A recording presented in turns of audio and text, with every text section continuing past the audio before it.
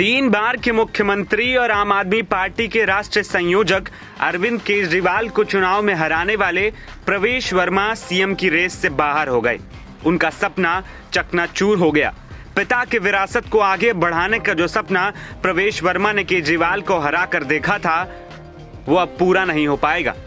विधानसभा चुनावों में शानदार जीत के बाद से ही प्रवेश वर्मा मुख्यमंत्री की रेस में सबसे आगे चल रहे थे, लेकिन भाजपा ने हमेशा की तरह सबको चौंकाते हुए एक ऐसे नेता को मुख्यमंत्री पद की जिम्मेदारी दे दी जिसकी चर्चा बहुत कम थी।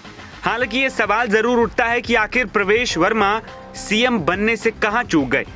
दिल्ली के पूर्व मुख्यमंत्री साहिब सिंह वर्मा के बेटे प्रवेश वर्मा ने जब से केजरीवाल को नई दिल्ली सीट से 4,568 वोटों से हराकर उनके वर्चस्व को खत्म किया, तब से ही उन्हें इस पद के लिए सबसे बड़े दावेदार के रूप में माना जा रहा था।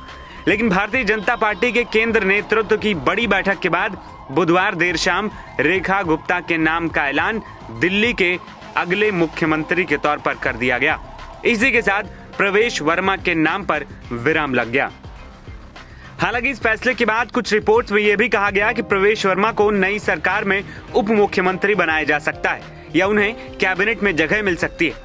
भाजपा के जरिए पहली बार विधायक बनी रेखा गुप्ता के नाम का ऐलान के साथ ही प्रवेश वर्मा सोशल मीडिया पर भी ट्रेंड करने लगे। एक्स पर लोगों की हैरानी भरी प्रतिक्रियाएं, टिप्पणियां और मीम्स की बाढ़ आ गई। रेखा का नाम ऐलान होते ही लोगों के जहन में प्रवेश वर्मा के पिछड़ने के पीछे की अहम वजह में उनके विवादित चेहरा बताया गया। कुछ राजनीतिक एक्सपर्ट्स का कहना है कि प्रवेश वर्मा के पीछे रहने की वजह उनकी विवादित छवि रही।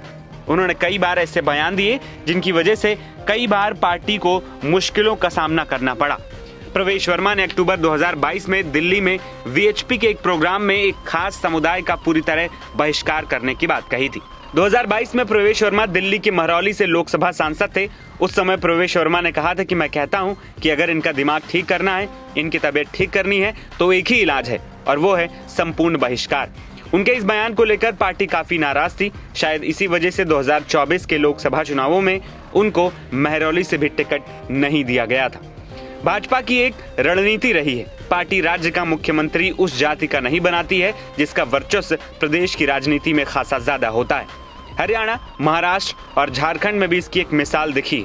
हरियाणा में जाट प्रभावी है, लेकिन भाजपा ने 11 सालों में उस जाति का मुख्यमंत्री नहीं बनाया।